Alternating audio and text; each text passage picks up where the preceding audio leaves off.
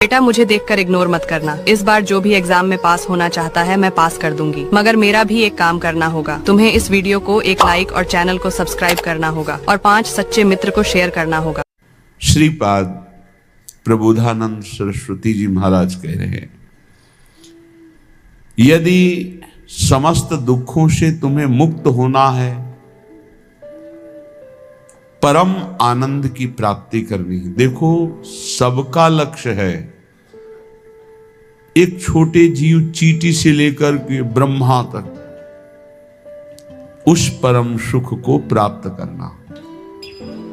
परम सुख की आकांक्षा है सबके अंदर। देख लीजिए, हम धन कमाते हैं तो सुख के लिए, परस्पर मित्रता करते हैं तो सुख के लिए, ब्याह करते हैं तो सुख के लिए, संतान करते हैं तो सुख के लिए, पद की चाह करते हैं तो सुख के लिए, जीना चाहते हैं तो सुख के लिए। हर चेष्टा हमारी सुख के लिए है। यहां सब कुछ नष्ट होने वाला है, आज नहीं तो कल, कल नहीं तो परसों, चाहे जितने बीते बरस, पर नाश होगा पक्का। यहां कोई स्थायी चीज नहीं है।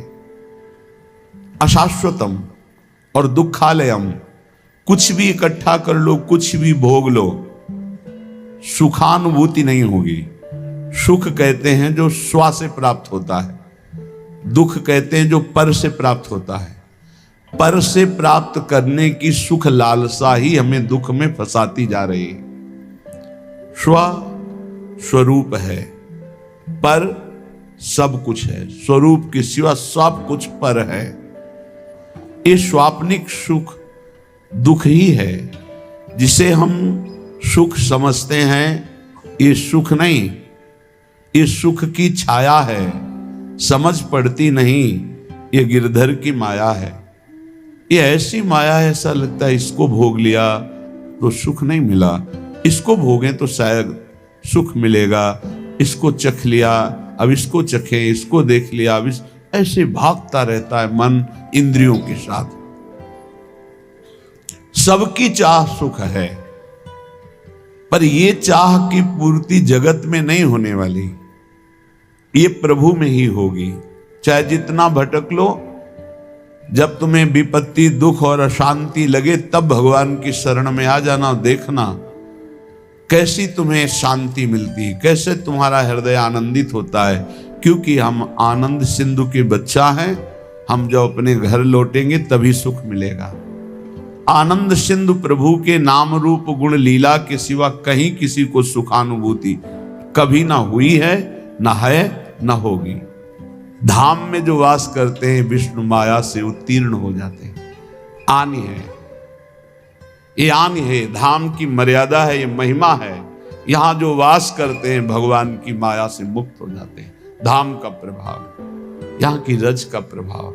एक बार सत्संग में सुनाया था, एक बहुत बड़े ज्योतिषाचार्य अपने मित्र के साथ श्रीधाम वृंदावन की भूमि में प्रवेश किए। उनके मित्र कहते थे कोई चमत्कार दिखाओ अपनी ज्योतिष का, आप तो बड़े भारी ज्योतिषाचार्य हैं। अचानक एक आदमी के ऊपर दृष्टि पड़ी, वो थैला लिए यात्रा में आया था, धाम यात्रा। समय से गणित लगाया, कोई परिचय नहीं, बस समय से, और कहा इसकी कल मृत्यु होगी और इसके कर्मानुसार इसको अधोगति प्राप्त होगी, प्रेत योनि को जाएगा। कल 12 बजे इसकी मृत्यु होगी, इसको सांड मारेगा, बैल मारेगा और ये मर जाएगा। तो उनका कल तक इस आदमी का पीछा करूंगा, जहां ये रोकेगा आसपास रुकूंगा, जहां चलेगा चलूंगा, देखूंगा तुम्हारी ज्योतिष सत्य है कि नहीं। तो उनका परम सत्य है, तुम देख लेना कल 12 बजे मारा जाएगा।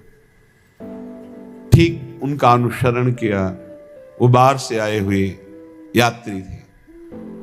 ठीक 12 बजे एक सांड जिसके बगल से वो निकले, एक मिट्टी के पिंड में वो खूब ऐसे खेल करके आया था, तो सींगों पे उसके रज लगी थी। काल स्वरूप एकदम हुआ, दौड़ा, ऐसे मारा, पूरा पेट में ऐसे सींग घुस गई, उठा लिया, पटक दिया, चल दिया। अब वो आश्चर्यचकित ज्योतिषाचार्य, भजनानंदी, गायत्री अनुष्ठान करने वाला, पवित्र दृष्टि वाला, धाम की कृपा से उसने देखा कि वो दिव्य तेजोमय होकर के वो भगवत स्वरूप में विलीन हुआ। वो बड़ा आश्चर्यचकित, दोनों जो उनका मित्र था उसने कहा तो बड़ी खुशी की बात, आपने जो जो बात कही वो बात हो गई। बोले तुम प्रकट बात देख रहे हो, मैं उसे नहीं देख रहा, मैं ये देख रहा हूं कि इसकी दुर्गति होनी थी और ये तेजोमय होकर के कैसे विलीन हुआ। अब इस बात के लिए वृंदावन के किसी रसमर्मज्ञ की जरूरत है, तो किसी रसिक से मिले। उन्होंने कहा कि मैं बहुत बड़ा ज्योतिषाचार्य हूं, आज तक मेरी ज्योतिष मिथ्या नहीं हुई, पर आज मिथ्या होते दिखाई, इसकी दुर्गति होनी थी, ये तेजोमय होकर कैसे विलीन हुआ। तो उन्होंने कहा जिस सांड ने मारा उसकी सींग पर रज थी, जब पेट में मारा तो उसके पेट में रज गई, और जे ही प्राण छूटे तो रज के प्रभाव से वो भगवान को प्राप्त हो गया, उसे भगवत प्राप्ति हो। ये वो धाम है, घोर पापाचारी को भी परम पद प्रदान कर दे। भगवान की माया से मुक्त होने के लिए सहज करुणा बरस रही। अगर भगवान ने माया का खेल रखा है तो उससे मुक्त होने के स्थान भी बना दिए। मोक्ष चाहिए तो जाओ काशी में, मरने के लिए टिक जाओ कि मृत्यु पर्यंत आमरण काशी वास करूंगा, पक्का मोक्ष हो जाएगा, इसमें कोई संशय नहीं। भगवान मच्छर को भी मोक्ष पद प्रदान करते हैं, भगवान शिव वहां मच्छर को भी। कोई शास्त्रज्ञ बोल रहा हो हमें बताना, जिसको शास्त्रों का प्रमाण हो और प्रमाणित करके हमें बोले। डॉक्टर पार्थिव शरीर के केवल ज्ञाता हैं, तो चीर फाड़ करना, रोगों की निवृत्ति करना, इस बात पे बोलो हम आपको भगवान की तरह प्रणाम करके मानते हैं। लेकिन आप शास्त्र आज्ञा का उल्लंघन करके मनमानी बोलोगे तो तुम्हारी बात मानने वाली नहीं। शरीर संबंधी रोग निवृत्ति के लिए ऑपरेशन करना, हड्डियों को जोड़ना, रोगों की जानकारी करके उसे निरोग करना, हम प्रणाम करते हैं आपको। आप भगवान के स्वरूप हो, आप भगवान के अंश हो, आप जीवों की दुख निवृत्ति के उपाय बताते हो, धन्यवाद। लेकिन आप गर्भपात के लिए सपोर्ट करते हैं, आप भ्रूण हत्या, गर्भ हत्या कराते हैं कि ये बच्चा ठीक नहीं है, आप ब्रह्मचर्य नाश का सपोर्ट करते हैं।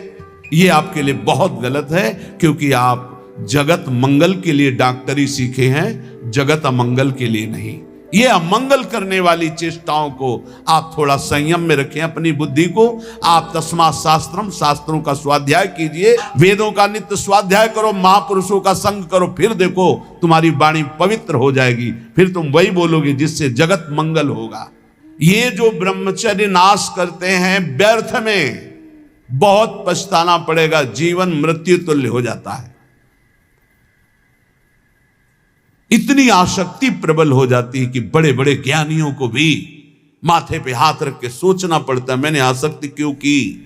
ये माया का ऐसा प्रचंड स्वरूप है, हंसते हंसते खेल खेल में ऐसी आसक्ति हो जाती है कि प्राण त्यागना सहज लगता है, लेकिन काम भोग का त्यागना कठिन हो जाता है। आप विचार करके देख लीजिएगा, आज उसी आसक्ति ने आपको भगवान से विमुख करके बहुत दूर रखा है, और ऐसा लग रहा है कि भजन, ये अध्यात्म मेरे से नहीं होने वाला। आप भगवान के अंश होकर भी भगवान की प्राप्ति के लिए उत्साह खो दिए, नहीं हो पाएगा मेरे से। भयभीत हो जाओ इस काम भाव से, आश्चर्यचकित हो जाओ कि तुझ ज्ञान स्वरूप को कैसे फंसा लिया इस भगवान की काम भोग जनित मायावृत्ति ने। तो तू निरंतर राधा नाम जप कर और सत्संग सुन। मन तो चंचल सवन को सबका मन सबसे अधिक चंचल है, ताको कौन उपाय, उसको वश में करने का उपाय क्या है? बोले साधन को हरि भजन है, कै सत्संग सहाय। साधना तो है नाम जप, और सहायता होगी सत्संग से। खूब सत्संग सुनो, नाम जप करो, देखो आप ठीक कर लोगे। ये परस्पर शरीराकर्षण, शरीर भोग की वृत्ति, यही हमें सच्चिदानंद सुख से वंचित किए है। इसी से उत्तीर्ण होने के लिए हमें भगवान ने सत्संग दिया है, हमें भगवान ने शास्त्र दिए हैं। इनके अनुकूल चलो, तुम्हारा परम मंगल होगा। भगवान में असीम विश्वास रखने वाले वीडियो को लाइक करें, एक प्यारा सा कमेंट करें ऐसी ही वीडियो देखने के लिए घंटी का बटन दबाएं और चैनल को सब्सक्राइब करें।